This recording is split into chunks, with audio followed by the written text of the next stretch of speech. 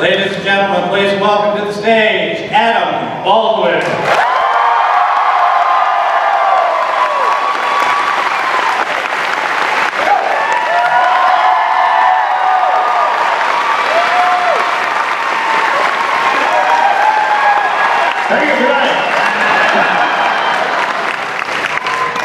Well, I'm glad we got that sound deal sorted out. Thank you very much for coming. And this is my first time in Kansas City. What a beautiful city you have. If you like barbecue, it's a great city. Woo! I don't have anything profound to start off with other than like food jokes and barbecue, but we put on weight here. Back to LA. Weather's beautiful, most friendly crowd I've ever been a part of. Really, seriously, you guys friendly, fun. I had a great time in the hotel lobby bar last night. That was enjoyable. To all those people that I was nice to, thank you. To all those people that I offended, I apologize. You can count them on one hand. One particular person last night. Yeah, may I help you?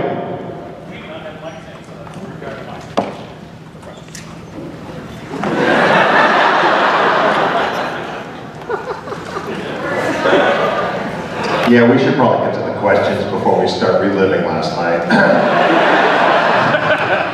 That's not me. Sorry, Jason. I would like to take some questions from the audiences. Please make them thought-provoking and compelling so that I can try to be hilarious. Which I'm not known for. Alright, I got two questions. First off, I want to say nice shirt, by the way. My first question. Yes. Yeah, boom. Alright, my first question being, every actor has a role that defines them. Obviously, everybody knows you best for Jane Cobb from Firefly. And every actor regrets one role that they've done, really. What acting career, or acting movie or episode did you regret the most? That's a good question. That is a great question. Next. Shoot. There's, see if I tell you, some of the people, well, We won't tell. yeah, you really are. You know, it's hard to say regret any, because as long as the bad ones that are embarrassing need to pay well, so there's like a trade-off. Firefly was great. I love playing Jane Cobb. And I like to think that the roles that I may have regretted or continue to regret led me there, so I can't harbor any regrets. It was a show called Star Quest 2.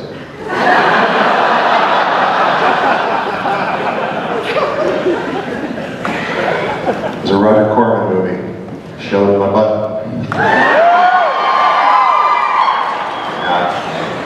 Paid well.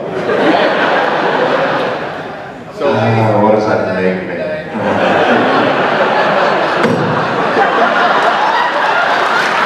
Hey, you know, I'm not humble. I mean, I'm not proud. One of the two. Or both even. What else? You had a two-parter? Alright, so my second question, this actually goes for everybody else. Can you please sing the Hero of Kansas song?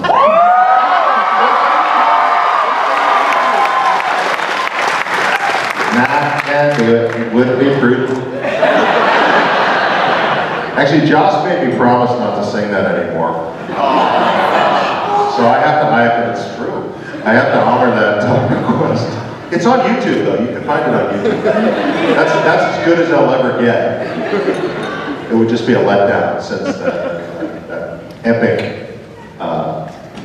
YouTube experience, the Easter egg of the DVD series. How many of you have the DVDs, anybody? See, that's why you got the movie back. That's why Serenity happened, is because of your participation. And the Universal Studios saw that, loved it, said, we're gonna, well, Josh says he needs to be, not the exact quote, but paraphrasing, he needed to be fired from Marvel Comics first. So, I don't see that happening in the near future, but I promise if I play Jane again, he'll still have teeth. I have a question. We saw Jewel State a couple years ago in Omaha, and she regaled us with her... Could you speak up? No, just speak. Yeah. To speak? Okay. Deep here. Deep. Get it right on your chin there. We saw Jewel State a few years ago in Omaha, and she regaled us of her stories of her adventures at different cons. So what would you say is your most embarrassing moment at a con, or the most awkward fan moment, maybe?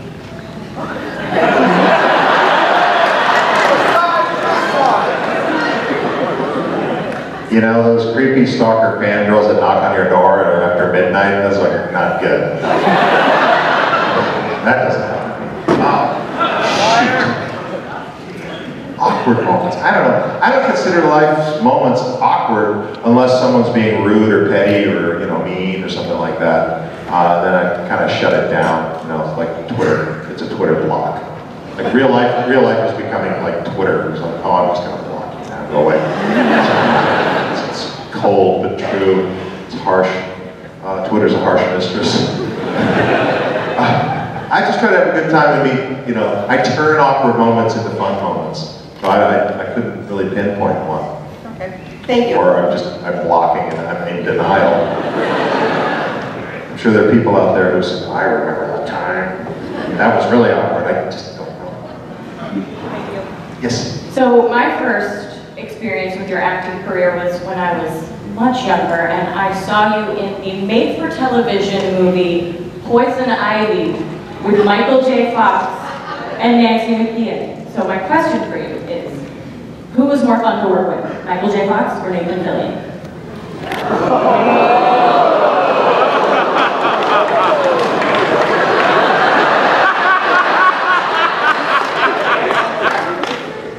They're both my pals. I couldn't.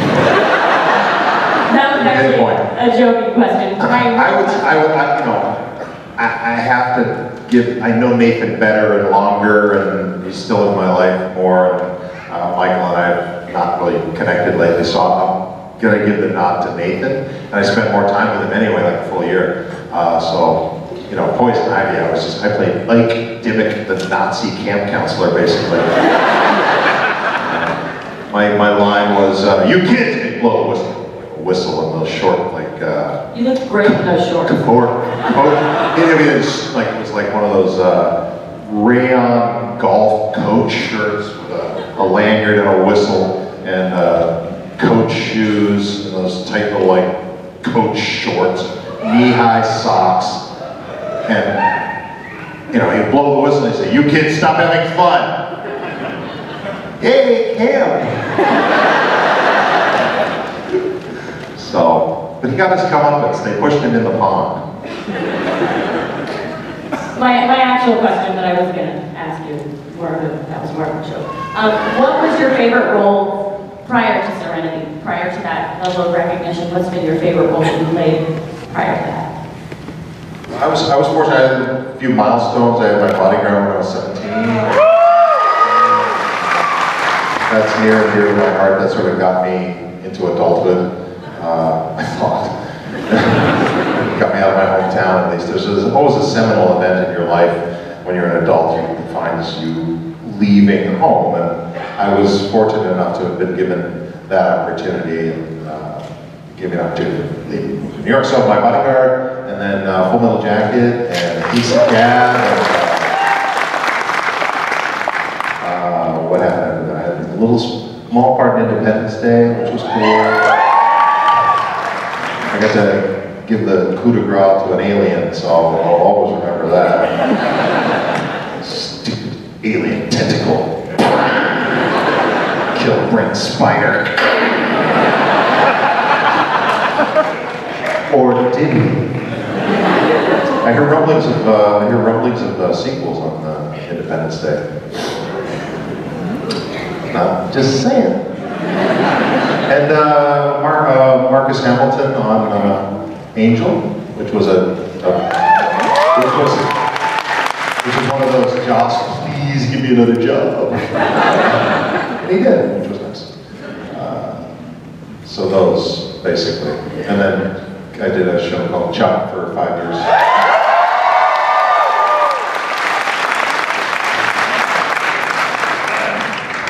Onward and upward. Okay, so I have a really short question and then a longer question. My short question is, did Jaws pick the name Vera, or did you have any say in that? Joss named Vera. Okay.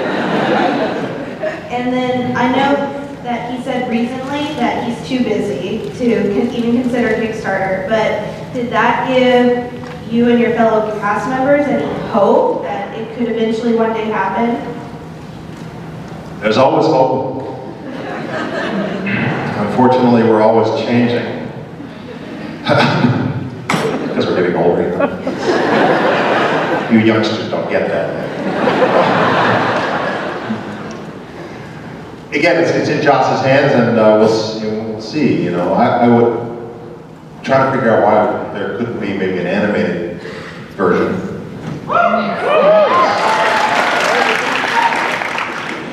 But I don't know. Well, I don't have so much of a question, but I want to thank you for everything you've done so far and what you're going to be doing in the future.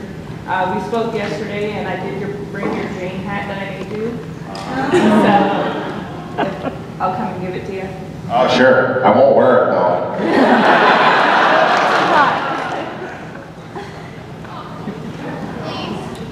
Negative. It's on YouTube.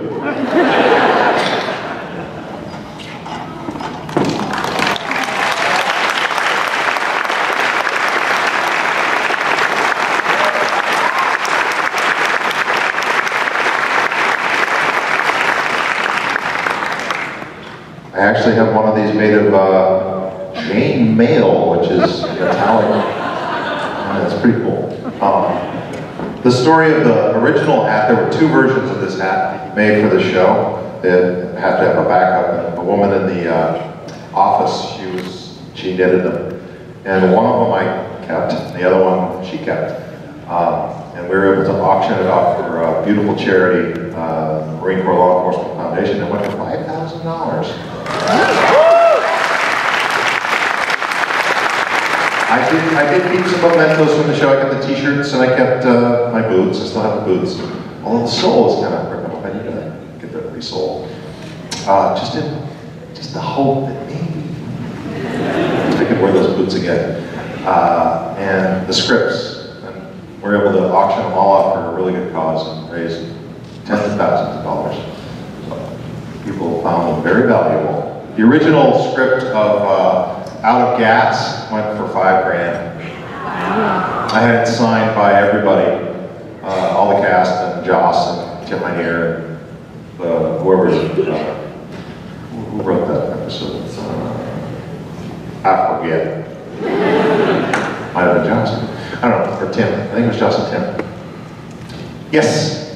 Hi, Mr. Baldwin. I was wondering, I grew up with you. My dad introduced me to Serenity and Firefly when I was really young. And then when I started watching Chuck and I fell in love with it, I knew you were in it, I got really excited. So I was wondering if you could tell us what your favorite moment on set with Firefly and your favorite moment you had on set with Chuck.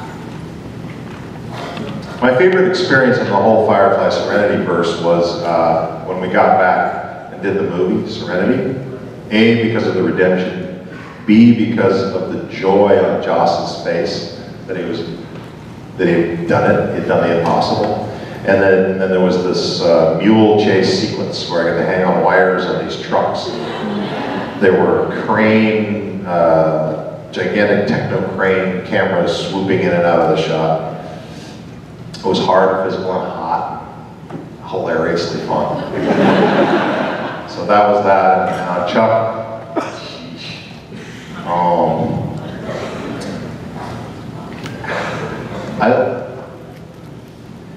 the moments off camera when Zach would be singing in between takes just to keep our spirits up. He's a very good singer, Zach Levi. If you've ever heard him sing, he's terrific. And he would sing and dance for us. He's like, to me, I don't know if you're familiar with Dick Van Dyke, to me, he's like the modern Dick Van Dyke. That's high praise. Except for the Cockney accent and Mary Poppins.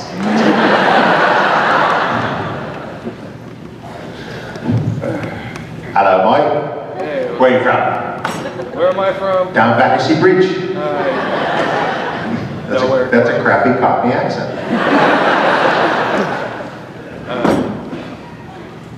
Multiple questions. First off, Into the microphone, please. are you going to be watching WrestleMania tonight? WrestleMania's on tonight? WrestleMania is on tonight. Wow. Is the Undertaker in? Undertaker versus my boy from Chi-Town, CM Punk. Oh, Punk's going down.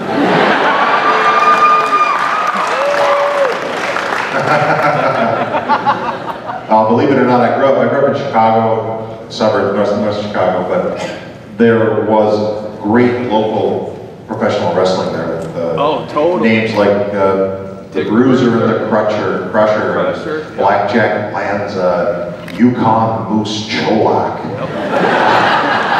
the Baron von Raschke. So I was a big wrestling fan as a kid, so I appreciate it. And Batista, he came and he did a guest spot on Chuck with us, and as did Steve Austin. So highest regard for these guys. Now they'll tell you that the outcome is pretty turbulent, and there are definitely injuries. It's high impact acrobatics with guys who are tremendously strong. So there are severe injuries that happen, and I have nothing but the highest regard for the I call it, it's a sport. It's great, but I don't know. Well, barring injury, I'm getting myself in deep water here. my real question was though, what do you feel about Serenity and killing off so many of the characters? Stupid.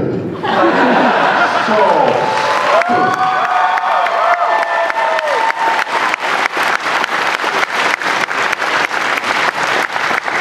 And where can I buy you a drink later? See you later. I grew up on sci-fi and all that good stuff with space adventures, and Firefly was one of my favorites. I was wanting to know, when Firefly had ended and then Serenity came back on, how did you feel? Elated. Firefly, when it was canceled, was devastating for all of us. We were just completely brokenhearted, and but never gave up hope because Joss never did, and the fans never did. And again, your fan voice and everyone you know that helped push it back over the top is what led Joss to keep going. You know, he didn't want to let the fans down. He wanted to at least give it one more shot. So when it did get resurrected, we were elated.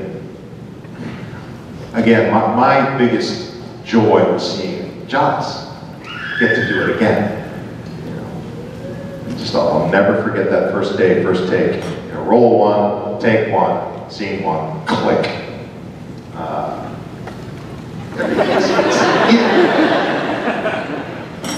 Thank you. Yeah. Hello, I'd like to know about your experiences on the set of Full Metal Jacket and the character of Animal Mother.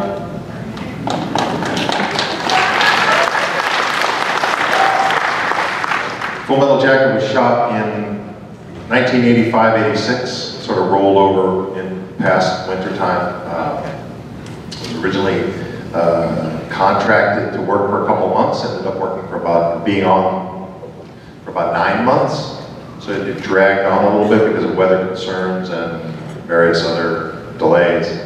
So it was a true test of patience for a stupid young 23-year-old actor, and we were. The lesson I learned most was that you need to be patient and enjoy the moment while it's happening. And that's what Stanley says, is you're just not patient. I'm 23. I want it now. But Stanley was the wise genius who was playing chess with us. He was the chess master, moving us around the board. And I think it's, you know, one of the great war films of all time. And I feel just honored to have been chosen by him and to have gotten on the show. Funny thing is, he never met us beforehand. He would do auditions. He would collect videotapes. He would send them in. You would do like a little audition scene that you would bring, and you'd send it in. And he had thousands of actors send them in. And this was before iPhones and stuff. He stockpiled it. I mean, he would record over all those actors basically and use them as just spare tapes so that he wouldn't have to go out and buy more tapes. Jeez. He was smart. He was smart. So at one point late in the production, we were finally like, oh, hey, can we have our audition tapes back? He was like, well, let me check into that. Leon was assistant. We never heard back. Leon was, we can't find them. So apparently what he would do, he would take the tapes and he would send them back to his mom in New York. His mom would record the Yankee games, and he would have it like overnight expressed back to him so he could watch the Yankee game after shooting. So it was taboo to talk about the baseball games on the set. That was the year that, I think it was '85, that the Yankees in Kansas City went to the pennant. And Arliss Howard is from Kansas City, and that was Saberhagen was pitching then. And so Arliss, all he wanted to do was talk about Saberhagen, and Stan was like, shut him up! Shut him up, Terry!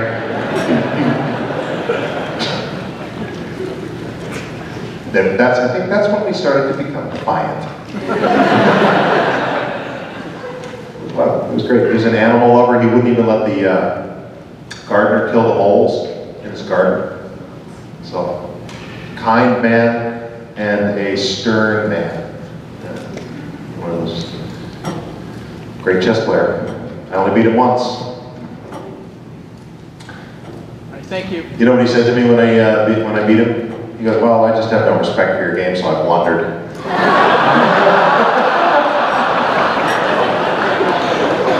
It's true. Thank you.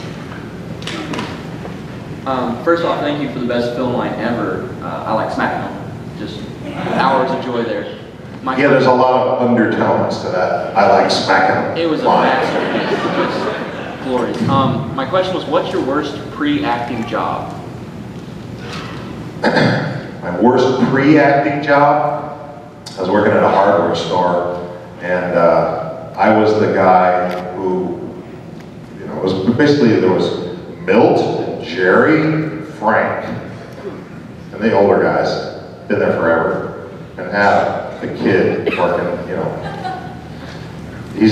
Adam's the guy that unloads the concrete truck. I learned a lot, but man, it was slave wages, dude. No, but it was a good learning experience. My favorite episode in that hardware store was when a woman came in, and I was relatively new, and she said, I need a colander. And I didn't know what the hell a colander was. Colander is, my mom didn't make a lot of spaghetti, so I didn't screen her. So I said to Jerry, where are colanders? This lady wants a colander. He goes, they're in a colander department, leave me alone. I can just see him over there going, hey, screw the kid again.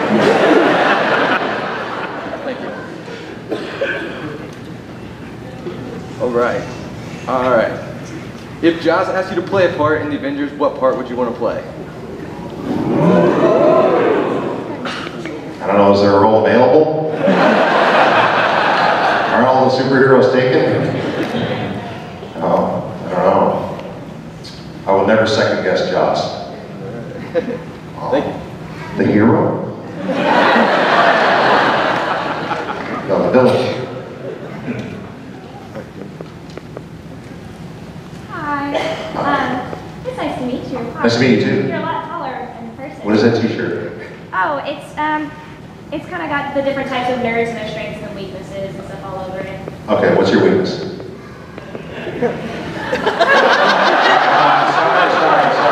I didn't mean to put you on the spot. I was just like, from the shirt. If you had to pick one of those, which would you pick for yourself? Or if I don't want, if you are not compelled to answer. I'm a gaming nerd. Okay. Right there. I'm a key holder at GameStop, so that's pretty awesome. Okay. I have no idea what that means. It basically means I have no strength whatsoever, and I just play video games. Okay, great. Thanks. Next.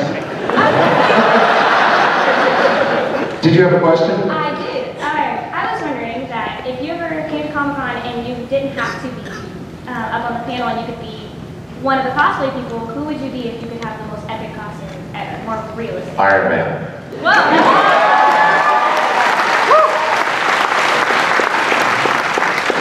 With an air conditioning system.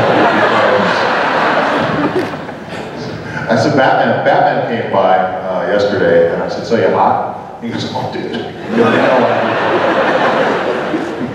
But it's a pretty good costume. Yeah, but Iron Man. There's a great one walking around. That dude. First of all, I just wanted to say I'm excited that I'm sure everybody in the room, my kids and I, that you were coming to Kansas City.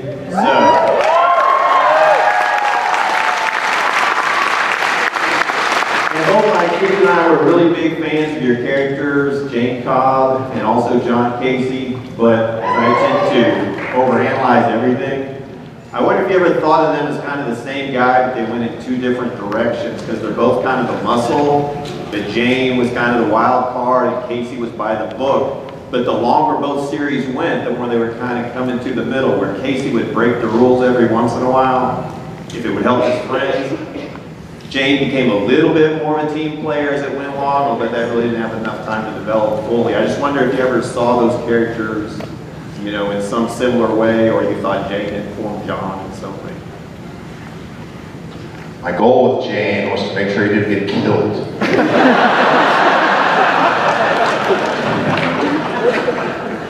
When we first had dinner with Joss, he said, you know, this show is called Serenity, and none of your characters is Serenity. All expendable.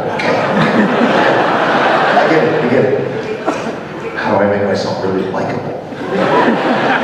Such a jerk, how do I make him likable?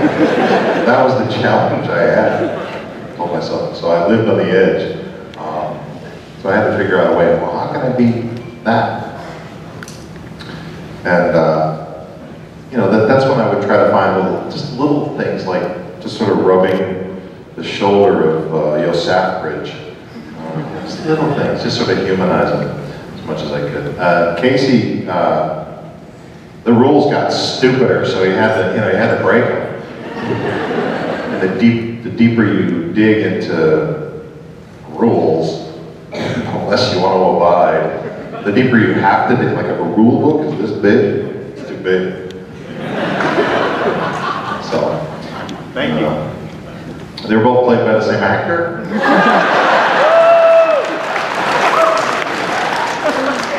Jane was better because he didn't have to shave.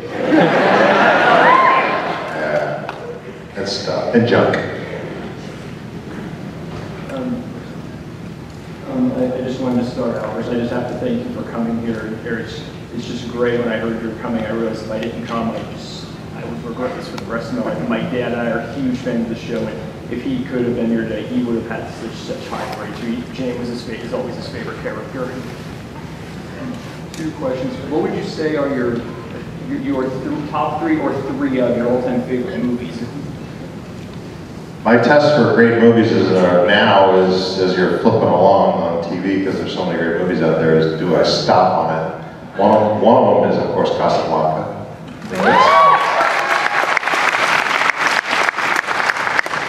I love westerns, like the good, the bad, the ugly. Pretty much anything Clint Eastwood is in, I'll stop on. And comedies, Young Frankenstein.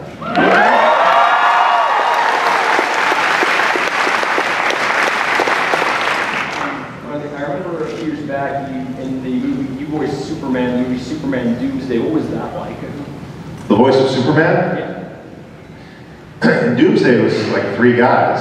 You have Clark Kent, you got Superman, and then you got Dark Superman.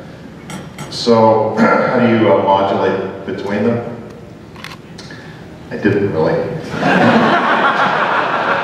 It was just sort of tempo. One of them, I think, just became a little more up-tempo, and Clark just a little higher pitch, but basically, it's just such a straight down the line character. But you gotta play it that way. You see how my sort of like lazy accent's coming in now? That's not Superman. I love getting notes from the booth. The accent's coming in. What is that? Oh, that's just me being lazy. Don't do that. Just one other thing, and are you an avid video game player? I'm terrible at video games. I shoot the sky or the ground. I can't, it's not like holding a real weapon. You got these buttons that are down here, and I toggle, and there are too many buttons on the damn thing. Just give me a trigger and a red dot.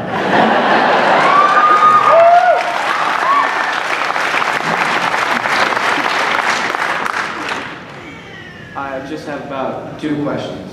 Yeah. First one would be, have you ever been flipping through channels and you came across Serenity or somebody and called up Josh and said, help, or anything? Like, help? Well, help as in a way of, we need to make a movie now, or feel like sad. Oh. Huh.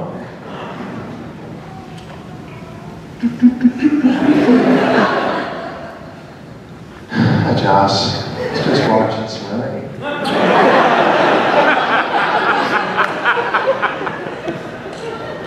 Why'd you kill Bosch?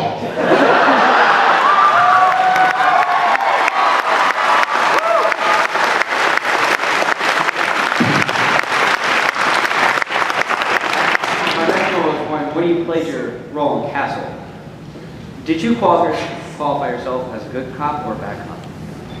I never play a villain. No. That's James Mason. I steal that line all the time. I never approached it as a bad guy. He was trying to get done what needed to get done.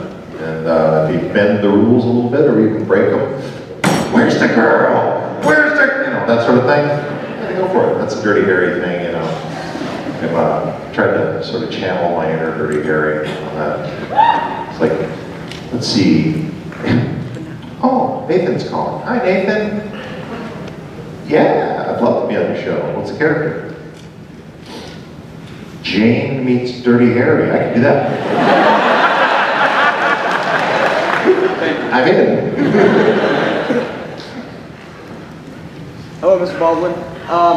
Right now I'm growing up, and because of my dad and all my siblings, I just have to know, what got you into doing stuff like Firefly and Chuck? What got you into doing that? Well, you have to audition. You have to win the room. That's the key to auditioning, is winning the room. And that pretty much goes for any job interview. To go in and win. And that's how you need to approach it. So it was just through the normal course of events, and I just happened to be right for the part and won the room. I got them to say yes. A lot of people have the power to say no. Your job is to convince the people that have the power to say yes. I sometimes have that gift. More times than not, I do not. But that's true with any actor.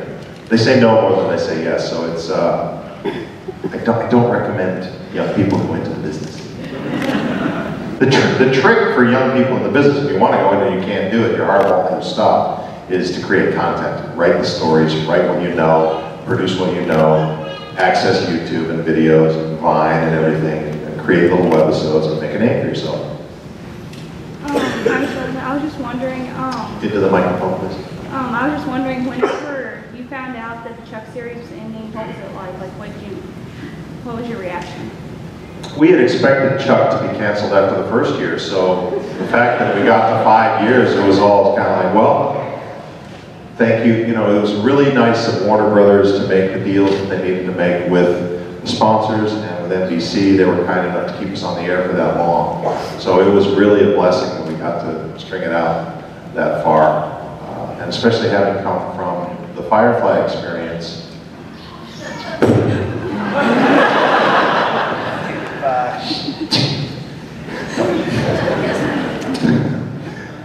It was just appreciation that we got to finish the way we did, and got to 91 episodes, and so it was good. Yeah. Hey, not bitter. I've gotten over it. I really have. I don't have a question so much as a statement. When I was a little kid, I was the small, weak guy, that was always getting picked on and stuff. And so my bodyguard was one of the influences of how I decided I was going to grow up. To where if I was ever the bigger and stronger guy among my peers, that it would be my moral obligation to protect those that are weaker than me. So I really appreciate that. Well, thank you. I was 17, and I was kind of a messed up kid, came from a broken home, and the character had, I hadn't accidentally shot my younger brother or anything, like the character had, but, had some difficulties at home. And so I was able to bring that to the character, and bullying is something that needs to be faced head-on by anybody that can stop it. If you have an authority figure in school, see it happen.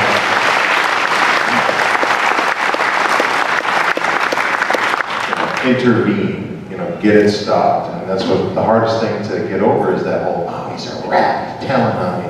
It's good. Stop it early. And, early intervention is really important, so I appreciate that. Thank you. Hi, Mr. Baldwin. How are you? Good, how about you? Good. Okay, so a lot of people mostly remember you for Firefly and Serenity and Chuck. My sister and I grew up with you as Noel Rohr on X-Files. I'd like to introduce you. So my question... Can you say Noel Rohr 3 times fast? Probably not. So my question is, what do you want to be remembered for?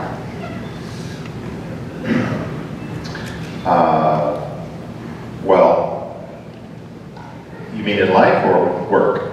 Either way. Life, I think, I don't know, just that I was kind, and I raised good kids, and I was a good husband, and hopefully I was entertaining.